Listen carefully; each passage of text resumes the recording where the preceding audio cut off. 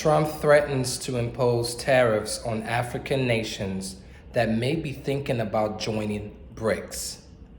Welcome back to my channel, Beacons of Light.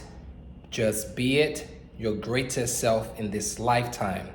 You don't have 200 years to live on this planet. Go out and be great, because greatness, power, and energy lives within you, your essence. All right, let's jump into this conversation right now. Put this phone down. So Trump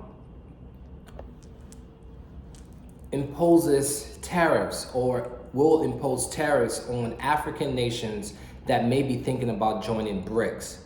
Now, for one, it's about time. It's really about time African nations form partnerships with each other, trade with each other. Don't put too much emphasis and focus on the West, because America has a lot of debt that they have accumulated over time. About $36 trillion in debt and counting.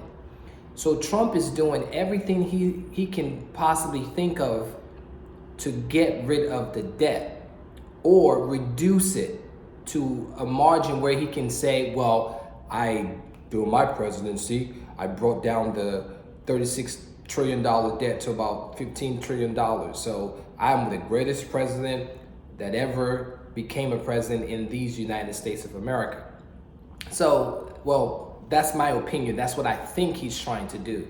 Because if you notice, he's cutting back on a lot of expenses. He's putting pauses on the federal grants. He's putting tariffs on Mexico, Canada, and China. He wants to now impose tariffs on African nations that may be thinking about joining BRICS. He's trying to do everything in that playbook to reduce government spending. And of course, his slogan is "Make America Great Again." So it makes sense. He wants to make America great again because there's a lot of things he feels has gone wrong for the past 4 years during Biden's presidency. And he wants to reinstate the American pride, American nationalism. But regardless of whatever he's doing, I think it's about time. I really think it's about time that African nations start trading with each other, have some fair trade agreements, work together, partner with each other. We have all the natural resources on the continent. If we put our egos aside, especially our government, so-called governments, put our egos aside, work together interchangeably, we can actually make Africa great again and not depend on the West. Matter of fact, what are we really dependent on the West for? Dollars? Weapons? What do we need? We can actually create or manufacture our own weaponry if we need it. We can kick out all those multinational corporations and mercenary groups that are hidden in these African nations, causing chaos. Look at the Congo right now, in chaos. Look at Sudan, Somalia, chaos. Special interest groups, foreign investment groups, causing chaos. CIA is there, FBI is there, all kinds of mercenary groups are there. So we need to really focus on us, because once again, I've always said, Africans do not have any friends, home and abroad. We have traitors in our midst, we have our common enemies, and then we have the ghosts inside of our heads telling us, stop trying to be great, stop attempting to solve the problem because it's a waste of time. No, those are lies. Any system that has ever been created can be reversed, and a system of justice can be implemented. So it's about time. It's really about time for African nations to go back to the drawing board, remap how they want to become sovereign, and work together, partner with each other.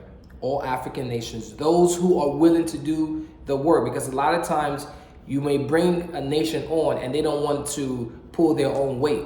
So you only work with those who have common interests as you and are willing to pull the weight.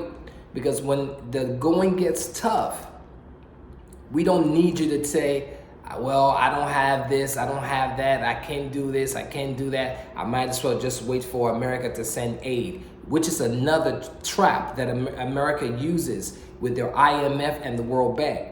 US aid is a Band-Aid. US aid is a Band-Aid. And that's why America can say, well, we're gonna pause US aid to Africa for 90 days. And some African countries are like, oh my God, what are we gonna do? What are you going to do? Do what you're supposed to do. Lift yourself up. Become African resilient. Mentally, physically, spiritually, emotionally. Do for your people what you would like to do for yourself and your family members. If we take out the egos and selfishness in our so-called alien governments, we can make African nations greatest, because we got all the natural resources there, the minerals, cobalt, coltan, oil, hydraulic, name it. We have everything we need. One of our greatest problems is we are very jealous of each other, we're disorganized, and we don't think 10, 15, 20, 30, 50 years ahead. We always think about what we can get now. And the US aid, if you have read, what's the name of this book, written by, can't think of her name, she's a Kenyan lady. She wrote the book Dead Aid. And she stated in this book that aid has never made any nation become developed. Yes, when the money comes in, what is the money used for? It goes into the crooked so-called leaders' pockets and their business partners. So aid does not really help if it's not used for development. But again, why should you become too dependent on aid when you have natural resources that you can sell, some that you can actually produce? If you bring in the qualified experts there who can do the work for you and teach your own people how to do it, and you can become sovereign and industrialized. It will take some time. I'm not saying it's going to be an overnight success, but Trump imposing or thinking about imposing tariffs on African nations that may be thinking about joining BRICS, I'm not even worried about that. It's about time. It's about time for us to go within, work within, partner with each other, trade with each other, make it fair and easy to do. Just get rid of the borders and work together. One last thing before I conclude. I'm not even too, how am I going to put this without sounding negative? I'm not too convinced that the BRICS are going to be fair to Africans. I'm not 100% convinced that this organization of BRICS is going to be super beneficial to Africans, because there's always going to be, within the context of that organization, the ruling powers who still want to steal, kill, corrupt, bribe, and almost enslave.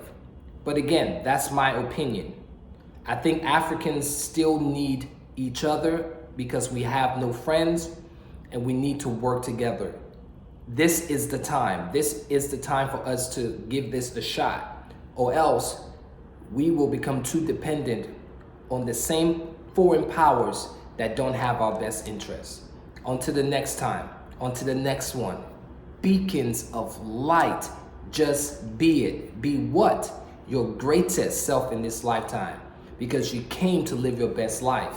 If you tap in your greatness, you can exhibit greatness. Have no fear. Let love guide you. In fact, what is fear? The elements of fear.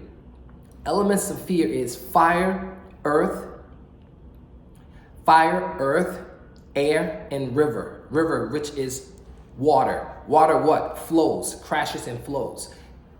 Fear is an acronym for me. That's my philosophy. Fear is an acronym. Fear is your composition of who you are. Fire, right? Earth, air, and river. As the water flows, crashes and flows, If you become water, just like the great legendary Bruce Lee once said, be water. Be water. Because water can contain in any object. When you are flexible and not rigid, you can maneuver through life with somewhat ease. On to the next one. Beacons of light, just be it. There's nothing to it. In fact, it's the only way of being your greatest self in this lifetime. Go out and be great. Peace and always love. Subscribe, share, like the video. That's how you support this channel. Thank you.